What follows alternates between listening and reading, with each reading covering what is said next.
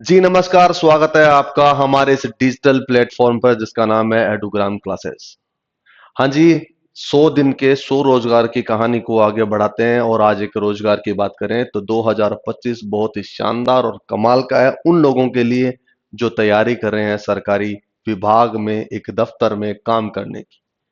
और वो सरकारी तैयारी के लिए आपके पास बहुत ही सुनहरा मौका मिला है। रेलवे ने 2019 के बाद में पहली बार 2025 में बम्पर वैकेंसी निकाली है। हो सकता है वो वैकेंसी आगे और भी बढ़ जाए, लेकिन अभी के लिए बात करूं तो 32,438 वैकेंसी के साथ में चल रहा है।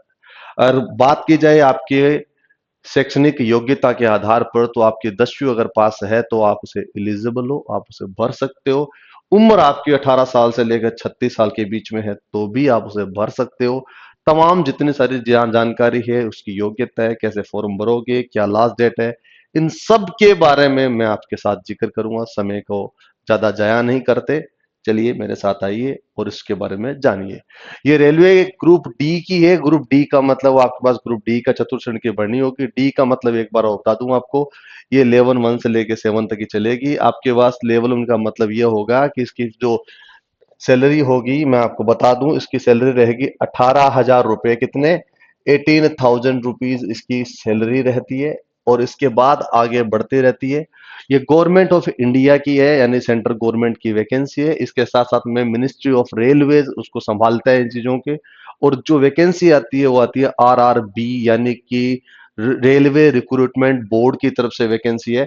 और इसको जब भी कोई, आप ये बात रखना, आप अगर एम्प्लॉय होते हो तो पूरे सेंटर के होते हो। और हाँ, अलग अलग डिपार्टमेंट में अलग अलग रीजन के अंदर ये वैकेंसीज होती है। टोटल मिला के 32,438 है। शुरू करते हैं इसी चीज को, सेशन को, इसी वैकेंसी के साथ में। ये आपके सामने दिख रहा है आपको, गवर्नमेंट ऑफ मिनिस्ट्री रेलवे की बात करें तो इसमें ये इसका नोटिफिकेशन है और इसके अलावा डिटेल नोटिफिकेशन है, मैं आपके साथ साझा करता रहूंगा। और ये बता रहा हूं आपको, ये बताने का मतलब ये है कि मैं आपको बता दूं कि ये इसका जो फॉर्म है, वैसे तो ये शॉर्ट नोटिस पहले आ गया था। कब? 28 दिसंबर 2024 को ये नोटिफिकेशन आ चुका था, लेकिन अटकलें चल रही थी। कई लोग कह रहे थे 58,000 वैकेंसी है, कोई कह रहे लाख वैकेंसी है, लेकिन फाइनली इसका नोटिफिकेशन आ चुका है। उसको बोला जाता है 28 को आया था। अब ये कहते हैं कि ये फॉर्म भरे जाएंगे। कौन सा जी? जो ऑनलाइन फॉर्म भरे जाएंगे वो कहां कब भरे जाएंगे? इसका मतलब यह है ऑनलाइन फॉर्म भरे जाएंगे 22/1/2025 को। यानी कि आपके पास में बात की जाए, डेट ऑफ पब्लिकेशन है वो आपके पास 22/1/2025 है। और ऑनलाइन फॉर्म भरने की जो डेट है वो है कितनी आपके पास में? 23/1/2025। यानी कि जनवरी 2025 में ये फॉर्म भरना स्टार्ट हो जाएगा, ऑनलाइन भरना शुरू हो जाएगा। नंबर एक। नंबर दो, इसके साथ ये कब तक भरा जाएगा साहब? ये होगा 22/02/2025। यानी कि आपका जनवरी में चलेगा और फरवरी तक आपका ये फॉर्म भरा जाएगा। यानी कि आपने 10वीं पास कर रखी है तो आप एलिजिबल हो इस पेपर के लिए। और उसके लिए बताया जाता है 23 जनवरी 2025 को ये फॉर्म ऑनलाइन ओपन होगा। और कब? 22 फरवरी 2025 को क्या हो जाएगा? ये फॉर्म क्लोज हो जाएगा। इसके बाकी की डिटेल मैं आपको आगे बढ़कर देता रहूंगा। इसके साथ साथ ये बोला गया है, क्या बोला गया है जी? इसके साथ ये बोला गया है कि इसके बाद आपके वेरियस, आपके इसके अलग अलग उसकी कैटेगरी अकॉर्डिंग बताया गया है नौकरी होगी। इस नौकरी में सिर्फ रहेगा, आपको पेमेंट होगा वो कितना हजार होगा? 18,000 इसकी यहाँ पर क्या होगी? इनिशियल पे होगा। इसके अलावा जितने सारे सेंट्रल गवर्नमेंट के थ्रू और रेलवे के थ्रू जितनी पॉलिसीज होती है उसके अकॉर्डिंग आपको पेमेंट भी और साथ में फैसिलिटीज भी अवेलेबल होगी। इसके साथ साथ में उसने ये बोला है एज पर एज एनेक्जर होगा 18 से लेके 36 साहब। कितना साहब? मैंने बोला था ना भी आपको, कितना? 18 ईयर से लेके और कितनी 36 ईयर तक के लिए होगा। इसके अलावा भी कुछ चीजें होंगी वो भी मैं आपके साथ साझा करूंगा। 32,438 वैकेंसी है, करेक्ट। अब बढ़ते हैं आगे। इसके साथ साथ में यह बोला गया है कि वो भारत का नागरिक हो, उसकी नेशनलिटी क्या हो? वो भारत का नागरिक हो। इसके अलावा नेपाल का नागरिक है तो भी वो फिल कर सकता है, और भूटान का नागरिक है वो तो भी वो फिल कर सकता है। इसमें ये कंडीशन दी गई है। इसके अलावा उसमें वो जो है एज लिमिट है, तो मैंने बताया तो लेवल 18 से लेके, वैसे तो बोला गया है अलग अलग पैराडिग्म में 18 से 33 है, लेकिन 18 से लेके 36 है। अब पूछो 18 से लेके 33 और 18 से लेके 36 का फर्क क्या है, कई बार से सवाल कर देते हैं। तो ये 3 ईयर का आपको जो कोरोना वाला चीज है, वो कोविड-19 वाला पीरियड को रखा गया है, और 3 ईयर का बाई डिफॉल्ट आपको रिलैक्सेशन मिला है।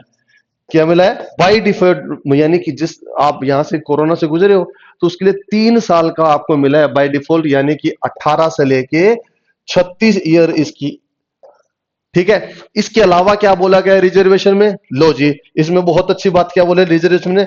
अगर रिजर्वेशन की बात की जाए, यानी पहली बात तो आप सुनिए मेरी बात, बहुत इंपॉर्टेंट बात बताने जा रहा हूं मैं। रिजर्वेशन का मतलब है सेंट्रल गवर्नमेंट की जॉब है तो आपको सेंट्रल लेवल का ही आपके पास रिजर्वेशन का सर्टिफिकेट चाहिए। यानी ओबीसी हो तो आप पूरे नेशनल लेवल पर होने चाहिए।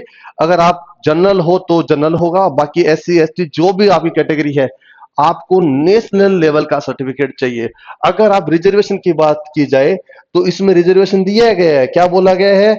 अगर आप ओबीसी नॉन क्रिमिनल हो, नॉन क्रिमिनल हो तो आपको कितने साल मिलेंगे? 3 साल मिलेंगे साहब। अगर आप एससी अगर आप एससी और एसटी हो तो आपको कितना मिलेगा साहब? 5 ईयर मिलेगा। यानी कहने का मतलब क्या हुआ? 36 साल प्लस में 3 साल, कितने हो गए साहब? 39 ईयर मिलेगा आपको, यानी 39 साल आप तक बरस। और एस सी एस टी हो तो 36 ईयर प्लस 5 ईयर, कितने हो गए साहब?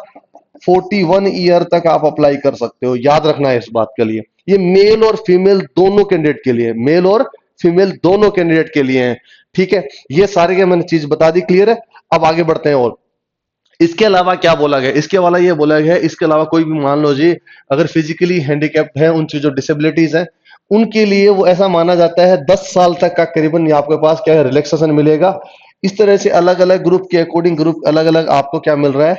रिजर्वेशन मिल रहा है। अगर आप उस रेलवे के डिपार्टमेंट है तब भी आपको ये रिजर्वेशन मिलेगा। तो ये बोला गया एक्स आर्मी मैन को भी मिलेगा। ये सब चीजें आपको दे दी गई है, डेट वेट अगर उसका इसमें एक्सप्लेन कर दिया गया है। उसमें बताया गया 18 से लेकर 36 साल होगी। अनरिजर्व वाले के कितना हो, इसका कितना हो, इसका कितना हो, ये सब लोगों के लिए ये भर्ती है। किसकी? रेलवे की। याद रखना। और ग्रुप क्या है? डी ग्रुप है। चलिए आगे बढ़ते हैं, और अच्छी बात जानकारी देता हूं। इसकी जो एजुकेशनल क्वालिफिकेशन है, जिसको हम क्या कहते हैं शैक्षणिक योग्यता, जो शैक्षणिक योग्यता है वो चाहिए उनके पास में कितनी? 10वीं पास। 10वीं पास है तो आप अप्लाई कर सकते हो। आपके पास अगर डिप्लोमा है तो आप अप्लाई कर सकते हो। ठीक है, डिप्लोमा है तो भी आप अप्लाई कर सकते हो। तो क्या बोला उसने? ये बोला एजुकेशनल क्वालिफिकेशन है वो आपके पास क्या है कि आपके पास अगर ऑलरेडी आपने क्या कर रखा 10वीं पास कर रखी है तो आप उसमें अप्लाई कर सकते हो, डिप्लोमा है तो भी कर सकते हो। शर्त यही है, क्या होगा कि अगर आपकी कोई भी डिप्लोमा या डिग्री आपकी पेंडिंग है, क्या है जी? पेंडिंग है, यानी आपकी अभी तक हुई नहीं है तो वो अप्लाई नहीं कर सकते। पेंडिंग का मतलब ये बात है जो आदमी अपियरिंग है, यानी वो जो पढ़ रहा है, तो वो अप्लाई नहीं कर सकता इन चीजों के लिए। ठीक है, इन सब चीजों के लिए बताया गया। अब एक और अच्छी बात बताता हूं, बहुत ही सुंदर बात है ये सुंदर बात क्या कहती है? अब भाई हमने रेलवे का फॉर्म तो भरेंगे, लेकिन इसकी फीस कितनी होगी साहब? तो मैं बता देता हूं, जो जनरल कैटेगरी के हैं जिसको अनरिजर्व बोलते हैं, जो ओबीसी कैटेगरी के हैं उनको, या ईडब्ल्यूएस है, इन तीनों के लिए साहब पैसे देने होंगे 500 रुपए। कितनी फीस है जी? 500 रुपए देने होंगे। इसके अलावा बात किया जाए किसकी? अगर वो कैटेगरी कौन सा है, और उसके बाद में इसके अलावा जितने फीमेल कैंडिडेट है उसके लिए, एससी एसटी या ट्रांसजेंडर, और इसके अलावा और बाकी लोग हैं उनके लिए कितनी है? 250 रुपए। अब आप ये बोलोगे क्या जनरल कैटेगरी की फीमेल होती है, क्या उनको भी पैसे 500 देंगे? 250? उनको 250 ही देना पड़ेगा, क्योंकि वो फीमेल कैटेगरी में आते हैं। और फीमेल वाले को कितना देना पड़ेगा? 250 रुपीज। याद रहेगा आपको। चलिए आगे बढ़ते हैं। और इसके अलावा बात करते हैं, ये सारी चीजें फैसिलिटीज बता दिया गया, अलग अलग है। रिफंड की जो पॉलिसी होगी, जो रिफंड की पॉलिसी होगी, वो रिफंड की पॉलिसी तब होगी 2 बार पेमेंट हो जाए, अदरवाइज कोई पेमेंट का वापसी नहीं होगी। एक कमाल की बात, नोट करने वाली बात बताता हूं। अगर आप ईडब्ल्यूएस के लिए अप्लाई करना चाहते हो तो कहा जाता है 50,000 से नीचे आपका क्या होना चाहिए? इनकम होनी चाहिए पर एनम।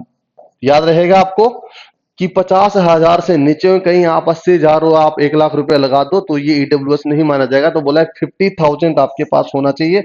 इसके अलावा बात कर लेता हूं क्या रिक्रूटमेंट की प्रोसेस होगी, वो सबसे पहले क्या होगी आप ये जानना जरूर चाहोगे, आपका मन होगा कैसे कैसे होगा। तो सबसे पहले इसका सीबीटी पेपर होगा। सीबीटी बोले तो क्या बोलते हैं, सीबीटी का मतलब क्या है, कंप्यूटर बेस्ड होता टेस्ट होगा, आपका ऑनलाइन टेस्ट होगा। और इस सीबीटी के बाद यानी सबसे पहले तो मैं बता दूं अप्लाई फॉर्म होगा, अप्लाई एप्लीकेशन होगा। अब एप्लीकेशन अप्लाई करने के बाद आपका पेपर कौन सा होता है, सीबीटी बेस्ड होगा। जैसे सीबीटी पेपर हो जाएगा तो आपकी होगी फिजिकल एफिशिएंसी, जिसको हम बोलते हैं क्या, हिंदी में बात की जाए तो उसको आपको फिजिकल होगा इसका, ऐसा मान लीजिए ना। और इस फिजिकल में आपको दौड़ नहीं करनी होगी, याद रखना क्या नहीं करनी होगी, दौड़ वोड़ नहीं करनी होगी, बेफिक्र रहिए। आपको इसका चेस्ट वेस्ट नहीं ना नापा जाएगा, ना ही आपको आपको ऐसे डिप्स निकाले जाएंगे, ना ही उठक बैठक होगी, कुछ भी नहीं होगा। बस मैं बता दूंगा क्या क्या होगा। इसके अलावा होगा डॉक्यूमेंट वेरिफिकेशन। डॉक्यूमेंट वेरिफिकेशन का तो आप दुनिया की कोई भी एग्जाम हो तो डॉक्यूमेंट वेरिफिकेशन होता ही होता है। इस डॉक्यूमेंट वेरिफिकेशन के बाद में आपकी बात की जाए तो आपको होगी मेडिकल, भाई ये तो बात जरूरी है। और ये मेडिकल चेकअप होगा। तो ये सब चीजें आपको प्रोसेस से गुजरेगी। सबसे पहले आपका कंप्यूटर बेस्ड टीचर होगा, उसके बाद आपको जैसे सीबीटी होती है पेपर, उस पेपर के अकॉर्डिंग उसके बच्चों को लिया जाता है। और उसका अकॉर्डिंग क्या बोला जाता है मैं वो भी आपको क्लियर कर देता हूं। वो कहते हैं क्या, अगर आपके पास में क्या ओबीसी कैटेगरी होगा, मान लीजिए सीबीटी का पेपर है ओबीसी कैटेगरी का, तो उसके मात्र कितने लिए जाएंगे, उस 30%, यानी कि एक अगर मैं जैसे ये सीबीटी पार करी और उसके बाद मान लीजिए जनरल कैटेगरी का बच्चा है, तो उसको पेपर पास करने के लिए 40% की जरूरत पड़ेगी। कितनी पड़ेगी जी, 40% उसको चाहिए चाहिए। इसके अलावा वो ओबीसी है, अगर वो ओबीसी है, ओबीसी के अलावा कौन सा है, एससी है, एसटी है, इन चीजों के लिए कितना 30% उसको चाहिए चाहिए। कितने चाहिए साहब, 30%। यानी जो पेपर होगा उसमें से 30% अंक आओगे तो आप सीबीटी क्लियर कर देते हो। और उसके बाद आपका फिजिकल होगा, यानी कि आपको इतने नंबर चाहिए चाहिए। और इसके अलावा बात क्या बोला गया जी, इसके अलावा यह बोला गया है कि इसके अलावा यह है कि और बाकी लोग हैं उन चीजों के लिए अलग अलग वेरायटी के रखे गए। लेकिन इस बात को याद रखना ये कि ये 30% चाहिए, ये आपको 40% चाहिए। अब सवाल उठता है कि साहब ठीक है सीबीटी पेपर होगा, लेकिन पेपर में होगा क्या, पेपर होगा, पेपर में होगा क्या, तो इसमें बता दूं जनरल साइंस होगा। जनरल साइंस क्या होगा, जनरल साइंस जो आप हमेशा पढ़ते रहते हो, वो जनरल वाली साइंस जो 10th लेवल की होती है, उसके नंबर आएंगे 25 नंबर। इसके अलावा क्या बोला गया है, इस 25 के अलावा क्या जनरल साइंस, मैथमेटिक्स जिसको हम बोलते हैं गणित बोलते हैं, ठीक है। इस गणित के सवाल कितने आएंगे, ये भी 25 आएंगे साहब, ठीक है। इसके अलावा कितना होगा, अब उसके बाद रीजनिंग आती है। रीजनिंग आपको अंग्रेजी हिंदी में क्या बोलते हैं उसको, तर्क शक्ति बोलते हो। और रीजनिंग कितनी है साहब, 30 नंबर की। और 30 नंबर की रीजनिंग के साथ साथ आपके पास क्या है, जनरल अवेयरनेस या फिर करंट अफेयर, इन चीजों को बोल देता हूं मैं। जनरल अवेयरनेस और करंट अफेयर कितने के आते हैं, 20 नंबर के। ये टोटल मिला के आपके कितने नंबर हो गए साहब, 100 क्वेश्चन आएंगे और आपको टाइम मिलेगा 90 मिनट का। कितना मिलेगा, 90 मिनट का। यानी कि 1.5 घंटे के टाइम में आपको क्या करना है, 100 क्वेश्चन करने हैं। और 100 क्वेश्चन करने में मतलब क्या हो गया, आपके पास में कितने नंबर आने पड़ेंगे, जनरल कैटेगरी को 40% और बाकी सबको 30% आने जरूरी है। तब आप सीबीटी क्लियर कर देते हो। जब सीबीटी क्लियर कर देते हो तब जाके आपके पास ये फिजिकल और डॉक्यूमेंट और मेडिकल आपके पास में चलेगा। डन, ये पेपर का पैटर्न आपको समझ में आ गया। चलिए आगे बढ़ते हैं। इस पेपर के आपके पास में और अब आएगा क्या, अब सवाल आ गया सर आपने पढ़ा तो दिया, ये तो बता दिया आपने जीए आएगा, ठीक है, सारा सब्जेक्ट में क्या क्या आएगा, तो इसमें सारा चीज बता दिया गया है। मैं ये आपके पास लिंक भी आपके पास शेयर कर दूंगा और साथ में ये पीडीएफ भी। हमारे टेलीग्राम है जिसका नाम है एडुग्राम क्लासेस, आप उसे ज्वाइन करिए। उसमें आपको ये सारा पीडीएफ, साथ में आपको वो लिंक भी दूंगा जिस लिंक से डायरेक्टली आप अप्लाई कर सकते हो, ठीक है। अब बात करते हैं फिजिकल एफिशिएंसी की। फिजिकल एफिशिएंसी का मतलब होता है आपकी हेल्थ को चेक किया जा रहा है। कैसे होगा, जो मेल कैंडिडेट है उसको बोला गया है कितने किलो, 35 किलो, मैं लिख देता हूं साहब कितने, 35 केजी का वजन उठा के आपको 100 मीटर चलना होगा। और कितने मिनट में साहब, 2 मिनट तक, आपको 2 मिनट में आपको 100 मीटर तक वो 35 किलो को बाहर लेके जाना होगा। दूसरी कंडीशन सुनिए मेल के लिए, उसके बाद वो 1000 मीटर दौड़ेगा, सॉरी 1000 मीटर दौड़ेगा, यानी 1 किलोमीटर दौड़ेगा। कब, 4 मिनट और 15 सेकंड में आना पड़ेगा। ये थोड़ा सा आपके पास टफ होगा, आपकी इसके लिए प्रैक्टिस करनी होगी भाई। तो प्रैक्टिस करने के लिए दो चीज तो चाहिए। एक चीज ये कि आपको सीबीटी क्लियर करना होगा। जब सीबीटी हो जाएगा तो आपको 1 किलोमीटर 4 मिनट और 15 सेकंड में आना होगा। इसके अलावा क्या बोला गया है, एज इट इज फीमेल के लिए, फीमेल कैटेगरी के बात लेता हूं। फीमेल को क्या बोला गया है, मैं यहां लिख देता हूं फीमेल, ठीक है। जितनी महिलाएं वो ध्यान से सुनिए। फीमेल के लिए बोला गया है 20 किलो का भार होगा, उठाना होगा, 100 मीटर चलना होगा, और कितने मिनट में, वही साहब 2 मिनट होगा। बस टाइम सब कुछ सेम है, लेकिन आपका वजन आपको मात्र 20 किलोग्राम उठाना होगा। इसके अलावा सेम टू सेम 1000 मीटर आपको दौड़ना होगा, जिसको 1 किलोमीटर बोलते हैं। और कितने मिनट में, फीमेल के लिए बात की जाए, उनके लिए थोड़ा आराम है, 5 मिनट और 40 सेकंड में आपको वो पूरी दौड़ करनी होगी। ये रहा आपका फिजिकल एफिशिएंसी टेस्ट, याद रहेगा। ओके ठीक है, समय को ज्यादा बर्बाद नहीं करेंगे, चलिए आगे बढ़ते हैं। और ये सारी चीजें होगी। और प्रेग्नेंट बोला गया कि प्रेग्नेंट फीमेल होगी उसको अलाउ नहीं किया जाएगा, वहां पर बोला गया है। और ट्रांसजेंडर सब लोग वो बाकी अप्लाई कर सकते हो। अप्लाई करने का मैंने तरीका बता दिया आपको कि ऑनलाइन होगा। ऑनलाइन अप्लाई करने के लिए मैं लिंक आपको इसमें बायो में दे दूंगा, इसके डिस्क्रिप्शन में दे दूंगा, और साथ साथ में आपको टेलीग्राम पे दे दूंगा, ठीक है। अगर इनवैलिड होता है तो सारा होगा। ये रहा उसका फॉर्म, यानी अगर कोई कास्ट सर्टिफिकेट है तो इस तरह एनेक्जर के अकॉर्डिंग आपको कास्ट सर्टिफिकेट को लेके जाना होगा। चलिए आगे बढ़ते हैं। इसके अलावा बोलते हैं ये फॉर्मेट है ओबीसी वालों के लिए, फॉर्मेट है ओबीसी वाला इस फॉर्मेट में आएगा, आपके फॉर्म में ही एप्लीकेबल है। और ये सेल्फ डिक्लेरेशन, आप सेल्फ डिक्लेरेशन का मतलब होता है पूरे भारत में कहीं भी ड्यूटी देगी तो आप उसे अप्लाई नहीं कर सकते, रेलवे के अकॉर्डिंग जितने नियम और कानून है उसको अप्लाई करोगे, ये सेल्फ डिक्लेरेशन है। ये फॉर्म भी आपको भर के ले जाना है। इसके अलावा इनकम और असेट्स के बारे में भी आपको लेके जाना है, फोटोग्राफ वगैरह लगा के इन सब चीजों में आपको वेरीफाई करवा के लेके जाना है, अटेस्टेड करवा के। इसके अलावा क्या बोले, इनकम की इकोनॉमिक, जो ईबीसी वाले इकोनॉमिक बैकवर्ड है उसके लिए भी आपको लेके जाना है यहाँ से, जो भी अथॉरिटी होगी उससे। इसके पास डिक्लेरेशन फॉर्म हो गया आपका सारा का सारा। ये सारे फॉर्म है जो आपको फॉर्म सारे सारे इसके साथ साथ लेके जाने पड़ेंगे। डिटेल में कभी कभी इन फॉर्म के बारे में एक और वीडियो बना के बता दूंगा, कौन कौन से फॉर्म होंगे, कैसे कैसे लेते हैं, कौन कौन भरता है, क्या नहीं होगा। अगर आपको ये चीज और भी जाननी है इन चीजों में तो आप हमें इस कमेंट बॉक्स में लिख सकते हो, मैं उसके बारे में डिटेल में वीडियो और बना दूंगा। खैर आगे बढ़ते हैं। ये सारे के सारे आपके पास में क्या है, ये अनेक्सर्स है, इसके फॉर्म है। अब बात करते हैं इस फॉर्म के साथ साथ में, ये आपके सामने ये क्या, ये पोस्ट है, जो पैरामीटर्स है, पोस्ट के पैरामीटर्स क्या बोलते हैं, ये सारे, जैसे मान लीजिए assistant, S N T, assistant workshop, assistant bridge है, अलग अलग आपके पास में है।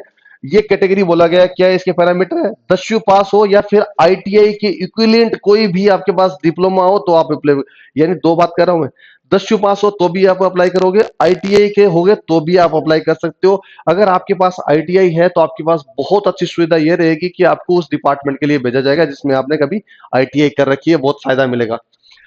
इसके अलावा दूसरा बोला है पोस्ट में पुराने, इसने भी बोला कि 18 से लेकर 36 साल तक बोला गया है, और ये सारी की सारी वही चीज आपको नौकरी होगी। और इन चीजों को यही बोला, 10वीं पास हो या फिर आप आईटीआई आपके पास में इक्विवेलेंट कोई हो। ये आपका रेलवे के वेस्टर्न है, तो इस रेलवे को फटाफट मैं आपको थोड़ा क्लियर कर देता हूं। ये जो मुंबई है उसके लिए बोला गया, वेस्टर्न रेलवे है मुंबई, इसकी वैकेंसी बोला गया 4672। इसके अलावा बात करिए जयपुर है, इसके अंदर 1433 है। और इसके अलावा बात कीजिए हुबली है, उसमें से कितनी है, 503 है। इस हुबली के अलावा कितनी है, जबलपुर है, वो 1614 है। और इसके अलावा बात की जाए किसकी, भुवनेश्वर में 964 है। और इसके अलावा बात की जाए किसकी, बिलासपुर है, वो 1337 है। और बिलासपुर के अलावा 4785 है, किसमें, नई दिल्ली के अंदर। और इसके अलावा बात की जाए किसी, चेन्नई है, वो 2694 है। और इसके अलावा गोरखपुर है, वो 1370 है। और इसके अलावा किसमें, गुवाहाटी में 2058 है। और इसके बाद क्या बोलते हैं, कोलकाता में 1817 है। और इसके अलावा मुंबई में फिर से 3244 है। और इसके अलावा जो हाजीपुर है उसमें 1251 है। और इसके अलावा है प्रयागराज में 2020 है। और कोलकाता में फिर 1044 है। और इसके अलावा है जो सिकंदराबाद है वो 1642 है। इस तरह से टोटल मिला के आपके पास मैं बात कर लेता हूँ। इस तरह से टोटल मिला के अगर मैं बात करूं आपसे, तो ये रहेगी आपकी बहुत कमाल और बेहतरीन चीजें, क्या वो ये रहेगी, 32,438 वैकेंसी है। कंडीशन है 10वीं पास होने चाहिए और इसकी जो नौकरी है वो बहुत ही कमाल की और बेहतरीन है, क्योंकि आपके पास पूरे भारत में कहीं भी घूम सकते हो, रेलवे आपको फैसिलिटीज देती है। अभी अब उसकी तैयारी करना चाहते हो तो याद रखना, जनवरी फरवरी के अंदर क्या होगा, इसका फॉर्म की लास्ट डेट होगी। और आप यकीन मानिए मार्च के अकॉर्डिंग क्या होगा, इसका एग्जाम होगा, और इस एग्जाम की तैयारी आप अभी से शुरू कर सकते हो। टॉपिक्स मैंने बता दिया, आप हमारे भी चैनल पर सब्सक्राइब करके आप क्लासेस ले सकते हो, सारी फैसिलिटी आपको मिलेगी। ये थी रेलवे की महत्वपूर्ण और बेहतरीन जानकारी, जो आपके लिए बहुत ही काफी किफायती रहेगी और बहुत ही कामयाब हो जाओगे इसके लिए। फिर नए वीडियो के साथ में हाजिर होंगे। ये वीडियो आपको अच्छा लगा हो तो डेफिनेटली आप अपने दोस्तों, अपने रिश्तेदारों के साथ साझा करिए, शेयर करिए, और बहुत ही अच्छा लगेगा। Thank you so much. जय हिंद, जय भारत।